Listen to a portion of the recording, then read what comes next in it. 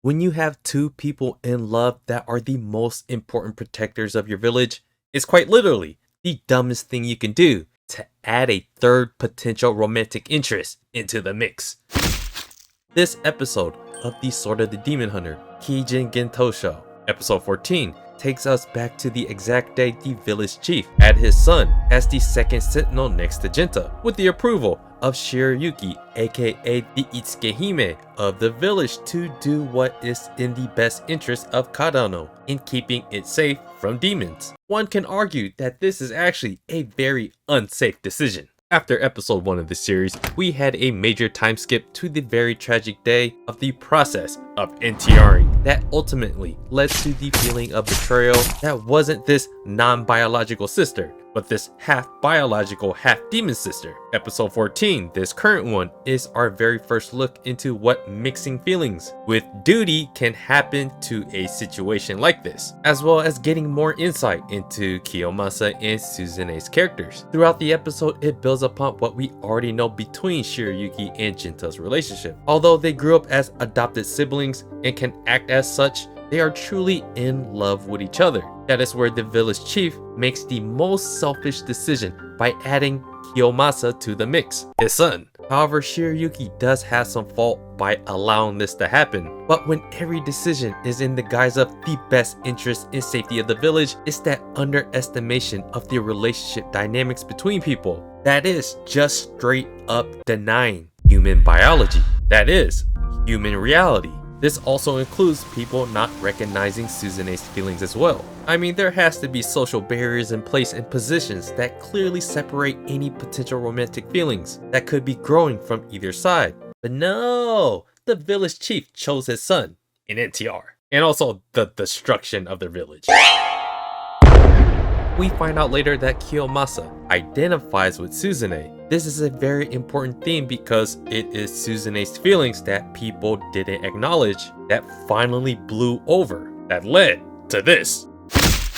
But it was Kiyomasa empathizing with Suzune's situation by always being at home alone. So he gives a gift to Genta to give to Suzune. So Kiyomasa, besides being the NTR, this is like the third scene from him that shows that he does have a decent heart, even though he's in love with Genta's girl. However, the crappy situation between two sentinels, so two guys and one Itsukehime, one girl, is a recipe for disaster. While Genta has to investigate alone to fend off random demons around the village, struggling to find out whatever this monkey-ass demon is doing or any other nefarious things that are going on, Kiyomasa gets to stay back as the bodyguard of Byakuya. Oh, y'all on the first name basis already, huh? Oh, these are Kiyomasa's books? Oh, y'all just chopping it up now, huh? This is just a disaster waiting to happen, isn't it? Yes.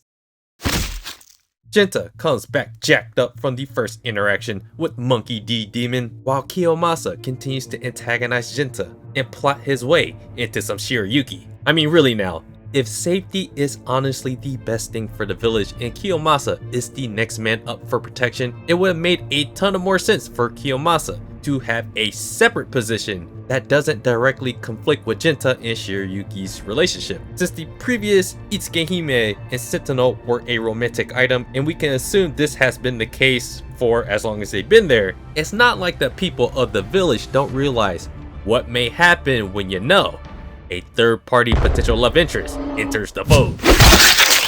In episode 1, we already know that the village chief put Kiyomasa in place because his son loved her. And that is actually a very selfish and unsafe thing to do if you are still thinking about the best way to keep Kadano safe.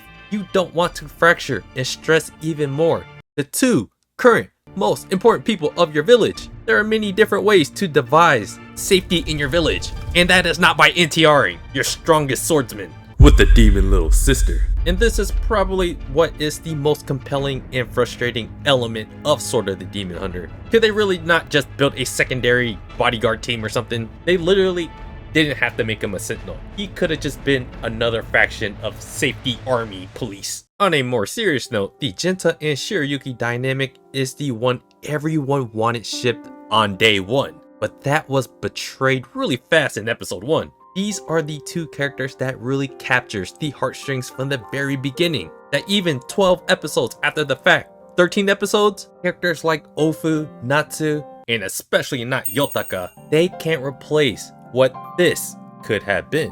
Monkey D. Demon is back! Of course, Monkey D. Demon goes on the loose in the village, and also of course, Kiyomasa gets wrecked. Bro was so useless as a sentinel in episode 1, why do we even have any high expectations for any prior encounters? So Genta comes out and tells Kiyomasa, save the light work for me. While you go, NTR myself, I guess. While fighting Monkey D. Demon, it's not hard to figure out why his feelings are so conflicted. You're jealous, and there is clearly another dude trying to bang your girl. This is very natural, and we don't need to watch episode 1 to know what can happen in a situation like this. You can literally show someone that's watching this series for the first time just episode 14, and everyone will come to the same conclusion of what can go wrong.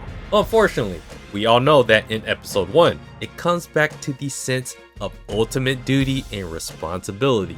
When you are in a position of power that holds the safety of an entire village, both Genta and Shiryuki chose this life, even if it meant casting their own romantic love life to the side to get NTR'd. That's actually pretty commendable, but not having Kiyomasa as that second sentinel could have prevented all this in the downfall of Kadono. Of course, the Monkey D. Demon is the ultimate storytelling plot device that has the ultimate power of exploiting Genta's real feelings to make him realize that both Shiryuki and himself are birds of the feather, cut from the same cloth.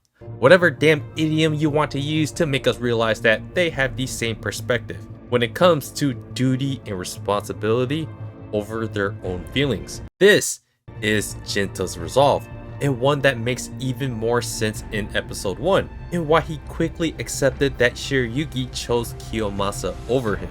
Because it's for my son and for the safety and security of the village. However, he does somewhat acknowledge or questions that day fighting against Monkey D. Demon. We are humans, guys. It's literally in our DNA to procreate and to fall in love due to it. So he questions the action of severing that connection that is implied of love over the duty he took on to protect the village as the utmost priority. This episode capitalizes upon why we are so hooked into the story from episode 1. Just a later take on this path as a Ronin, doing side quests, making friends that ultimately leads him into modern times, where the presumed final battle between himself and Suzune may take place. Ultimately, the Sword of the Demon Hunter is a story about human nature and life, to cherish it while you're still here, because Genta, now Jinya, has to experience the excruciating pain of outliving human lifespans as a demon. That includes the pain of loss through all these people that we've been meeting throughout the series. This episode ends with Miura picking up a new sword made by Kaneomi from Kadono.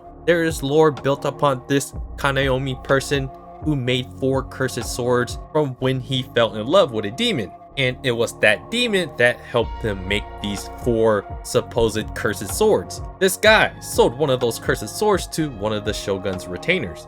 What is the name of this cursed sword?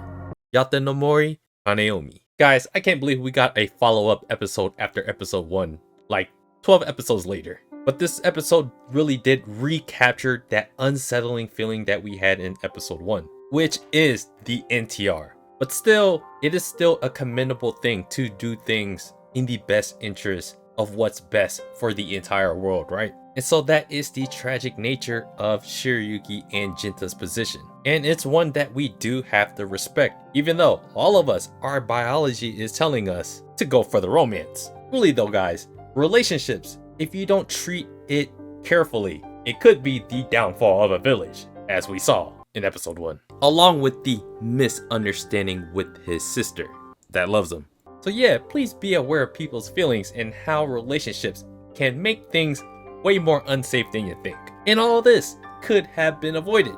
But yeah, let me know what you guys thought about this episode of Sword of the Demon Hunter. So yeah guys, hit the like button if you wish Shiryuki survived. And subscribe to the channel if you guys haven't already.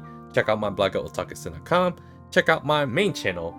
And I appreciate you guys watching, and I'll see you guys on the next video.